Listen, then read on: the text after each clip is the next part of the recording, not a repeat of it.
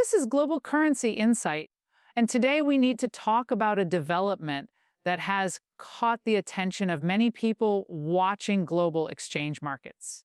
Reports are circulating that Chase Bank, Wells Fargo, and the Central Bank of Iraq have acknowledged major updates involving two currencies that have been the subject of speculation for years: the Iraqi Dinar and the Vietnamese Dong. Numbers being discussed are 6.73 for the dinar and 4.39 for the dong, which, if confirmed and implemented, would represent a dramatic shift from where these currencies have historically traded. For anyone following this story for months or even decades, these figures have sparked a wave of conversation about what such changes could mean and whether they signal one of the most significant adjustments in recent currency history. To understand why this is being described as a rare moment, it's worth noting that large-scale currency revaluations are uncommon.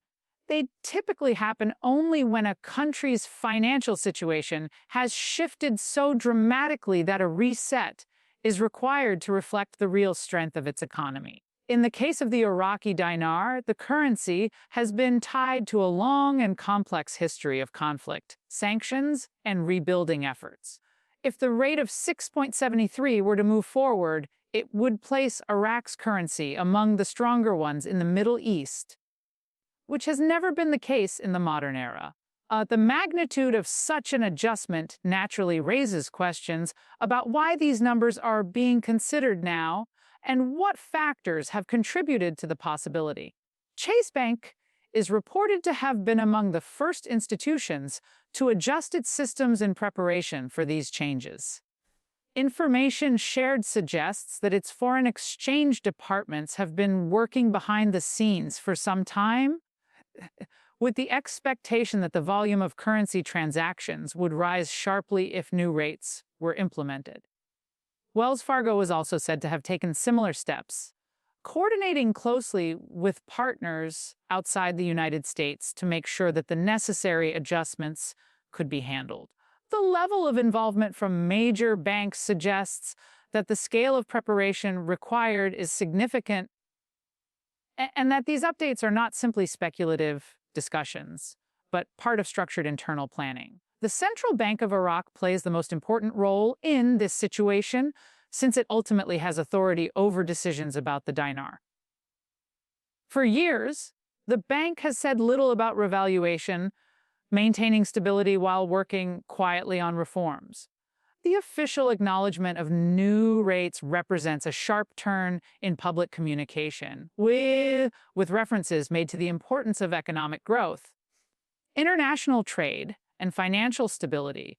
Iraq's economy has been strengthened by oil revenues, which remain central to its financial base, and by a series of investments aimed at infrastructure development. The government has been working to expand beyond oil by attracting international companies, modernizing banking systems, and supporting agreements that improve trade opportunities. When looking specifically at the figure of 6.73 for the dinar, the increase is extraordinary compared to current levels. Iraq's rebuilding since the early 2000s has been uneven, but the foundation of oil exports and foreign investment has positioned the country to potentially sustain stronger economic output. With global demand for energy continuing to be steady and with major projects underway inside Iraq, the logic behind a stronger dinar becomes clearer. Modernization of the banking sector and new connections with international markets have also strengthened the argument that the currency could support a much higher valuation than before. Still, the gap between present exchange rates and the numbers being mentioned today underscores how significant this transition would be. Vietnam's story is different but equally important. The number of 4.39 for the dong would mark a striking rise from where it has been trading historically. Over the last 2 decades, Vietnam has developed into a key global manufacturing hub, attracting production lines from international companies looking for cost efficiency and a skilled workforce. Electronics, clothing, And agricultural products have become major exports, feeding global markets and fueling steady economic growth. Vietnam's leadership has placed strong emphasis on building modern transportation systems, ports, and airports, which has improved logistics and made the country more competitive. These developments have also created millions of jobs, lifted living standards, and expanded the government's financial reserves. The country has worked hard to ensure monetary stability with policies designed to control inflation and maintain predictable conditions for both domestic and international investors. Careful planning has allowed reserves to grow, and foreign businesses have responded by moving more production into the country.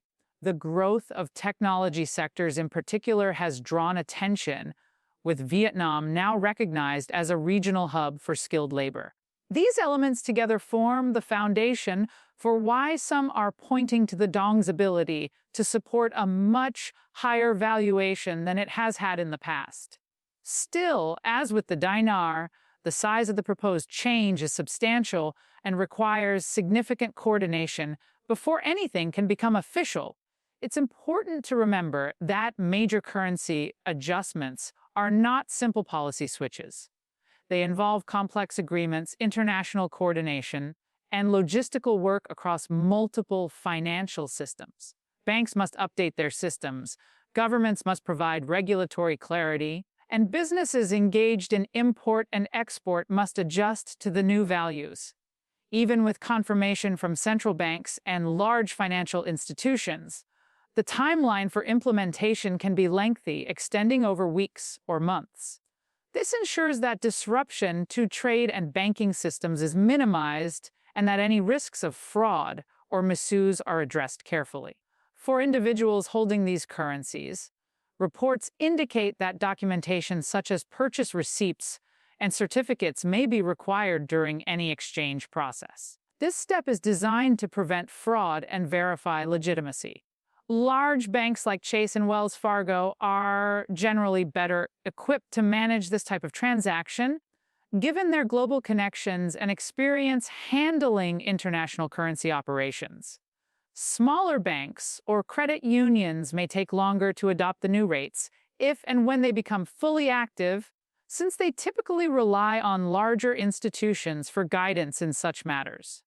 The financial impact of any gains created by these changes would also fall under the usual rules of taxation. While the details of how those taxes would apply can vary depending on personal circumstances, what is clear is that record-keeping will be essential. Keeping track of the amount purchased, the dates, and the exchange rates involved provides the necessary information for reporting. For those who have been holding on to these currencies for years, this level of documentation is especially important, as it provides a clear record of how the investment was made and how the outcome developed over time. Beyond the personal level, the global response to a revaluation of this size would be watched very closely. Trade partners, international markets, and regional economies would all have to adjust to the effects of stronger currencies in Iraq and Vietnam. If rates were truly shifted to 6.73 and 4.39 respectively, it would mark a new chapter for both nations, altering the way they interact with global markets. Such moves would also highlight the resilience of their economies and the progress made over years of reforms, investment, and growth. The question then becomes how smoothly these adjustments can be managed in real-world practice. The fact that Chase and Wells Fargo are reported to have prepared their systems in advance suggests that planning has been underway for some time. Coordinated actions between major banks and central institutions indicate that a detailed roadmap could already exist, waiting for the appropriate moment to be fully implemented. Nevertheless, it's important to stress that even with preparation, the final outcome is rarely immediate. Currency adjustments must be introduced step by step, with clear communication to prevent market instability. That is why banks may provide specific dates or phased rollouts rather than allowing sudden, overnight changes. The pace of these developments also highlights the importance of staying informed without relying on speculation. Currency markets often attract rumors, especially when revaluation stories circulate online. While the numbers being discussed are dramatic, the reality is that changes of this scale require time, verification, and market acceptance. Following official announcements from recognized institutions and monitoring updates from central banks remain the most reliable way to understand how events are progressing. It's a process that calls for patience and careful observation rather than quick conclusions. For Iraq and Vietnam, the recognition of stronger currencies would be a milestone achievement reflecting years of hard work. Iraq has been rebuilding from conflict while leaning on its natural resources to create growth opportunities. Vietnam has steadily expanded its role in global trade by building industries, education, and infrastructure. Both countries have demonstrated resilience and determination to modernize their economies, which explains why the possibility of stronger exchange rates has emerged. But whether the reported numbers ultimately hold true will depend on careful execution and global coordination. As the situation continues to unfold, observers will be watching not just for rate confirmations, but for actual implementation timelines. When banks formally announce when and how they will exchange at the new levels, that will mark the beginning of the next phase. Until then, attention will remain fixed on updates from major institutions and the central banks involved. With so many moving parts, the story of the Dinar and Dong revaluation serves as a reminder of how interconnected today's financial world has become and how even a single currency adjustment can have ripple effects across markets. The reported figures of 6.73 for the Iraqi Dinar and 4.39 for the Vietnamese Dong remain the center of the conversation. They are eye-catching numbers that, if realized, would reshape the financial identities of both nations. The involvement of Chase Wells Fargo and the Central Bank of Iraq shows that this is more than just rumor, it is a development supported by institutional acknowledgement. What remains uncertain is how quickly and smoothly the transition can be achieved and what the broader global reaction will be as the process plays out in real time.